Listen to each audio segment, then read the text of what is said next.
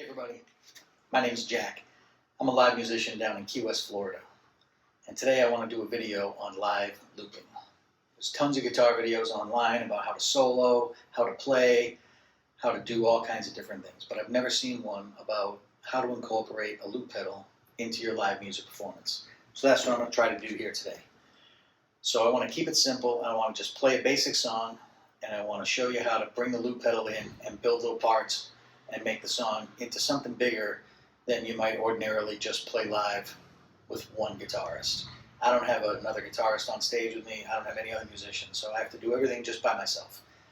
I'm not a great guitarist, so I can't play chords and lead at the same time like these guys can. There's a lot of great musicians out there who can do a lot of different things without incorporating a loop pedal, but I can't do that. So what I do is I just use simple, basic looping to enhance the song a little bit and to give the audience a little bit extra to look at and to hear. But anyway, I'm going to play this song, and I'm just going to bring the loop pedal in and then build the song a little bit and then just kind of show you how that's done. That's it. This isn't a video to try and show you how to play solos or how to do any music theory or anything like that. Okay, it's strictly just to show you how to bring the pedal in and show what it can do on a very basic, very simple song, and how it can dress it up a little bit and make it something worth listening to. Okay, a little bit about the gear. Okay, you're going to see some different views. I'm going to show you the pedals. I'm going to be stomping on some different buttons. So the pedal on my right, which is your left, that is an effects processor that has a loop pedal function in it. I have two of the exact same pedals. I bought them cheap online, less than $100 each. And they basically have tons of guitar sounds in them, but they also have a loop pedal feature in them. So they do two things. So I bought the same pedal twice.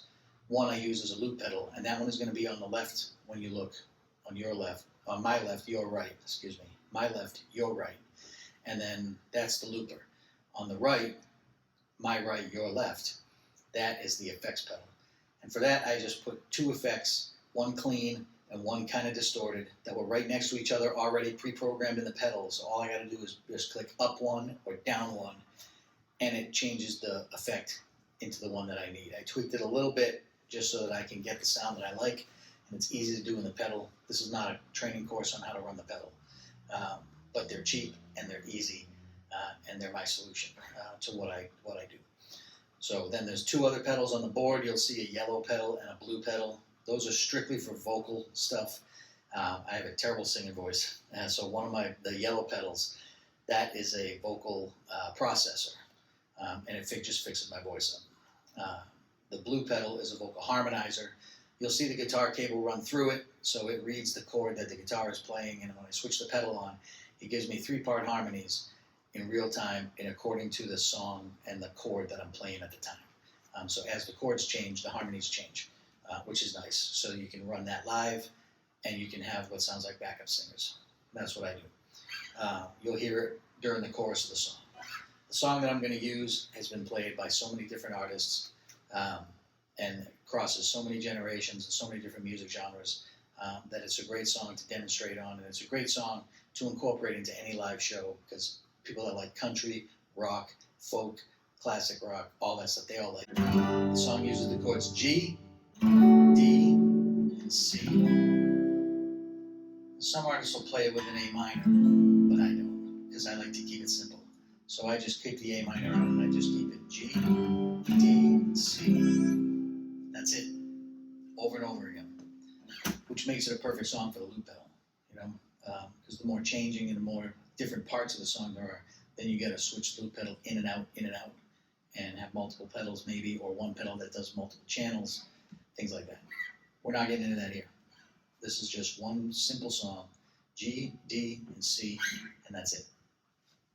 So I'm going to play the song through. I'm going to show you how I loop it in, and then I'll go through a second time and maybe give you some tips and tricks that I've picked up along the way, and break some of the stuff down a little bit and just kind of show you a little bit more about how I get it in and how I make it sound good. Okay?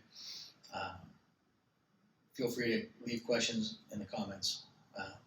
And hopefully this will be good. Thanks. Hope you enjoy it.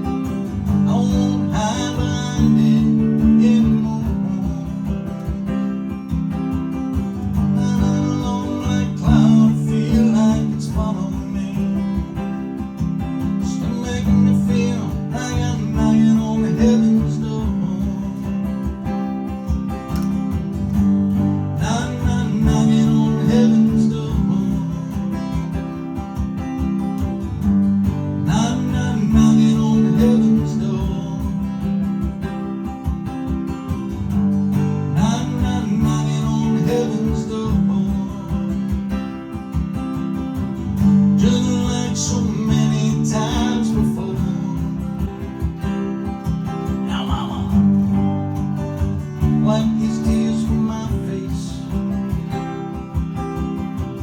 I don't wanna cry them anymore. Well, this world's become such a cold, dark, and lonely place.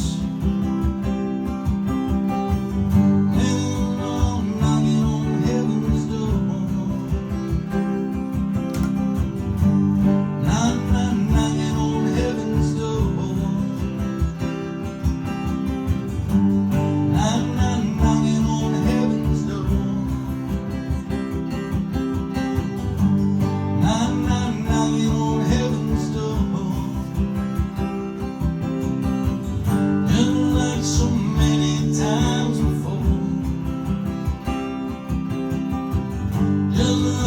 many times before, just like so many times before.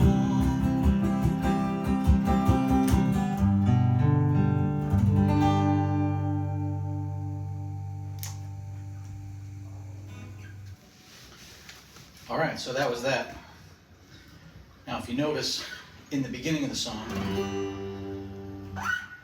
I kind of looped over the rhythm part a couple of times, and that does a couple things. If you loop your rhythm once and then start playing over it, it might sound a little thin, because normally what happens is, you're playing along with the loop pedal, and it kind of sounds like there's two guitars all the time, your guitar and then whatever's actually playing through the loop, so there's two guitars. So if you loop the same part twice, you play the same thing over the loop. You record it in and then let it play back, and then when it gets back to the beginning, you record it again.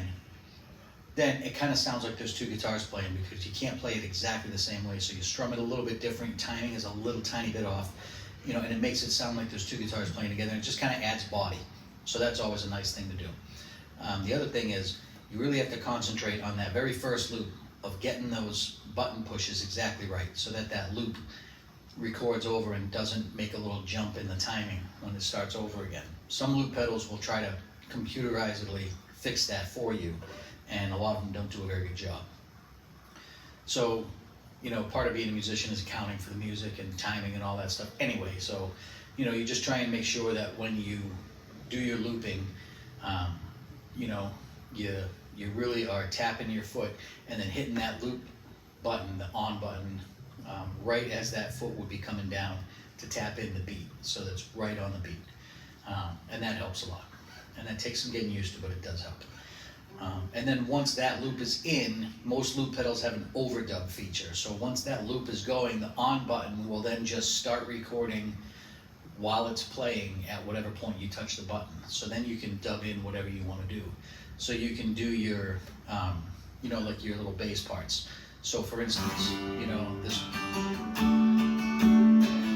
song went like this. So I type 1, 2, 3, 4, 5, 6, 7, 8.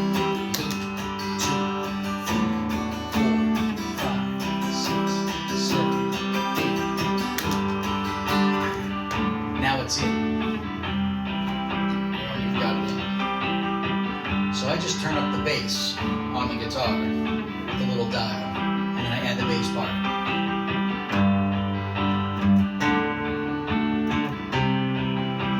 And you can step on this pedal anytime now.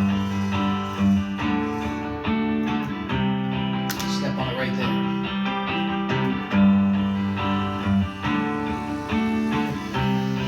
And as long as you go around the whole thing,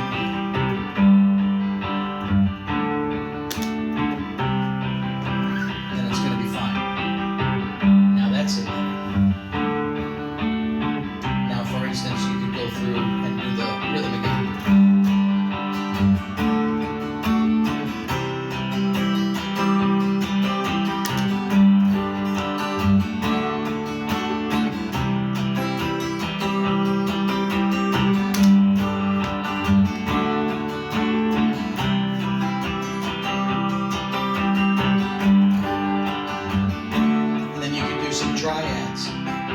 different voicings.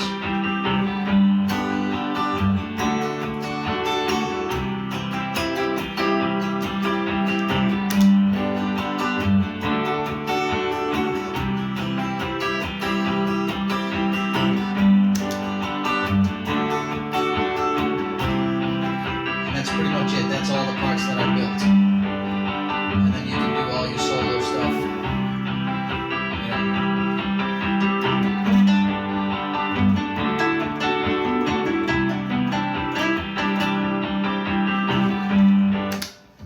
Like that. That's all there is to it. That's the whole song. All right? Thanks for watching, people. Appreciate it. Have a great day.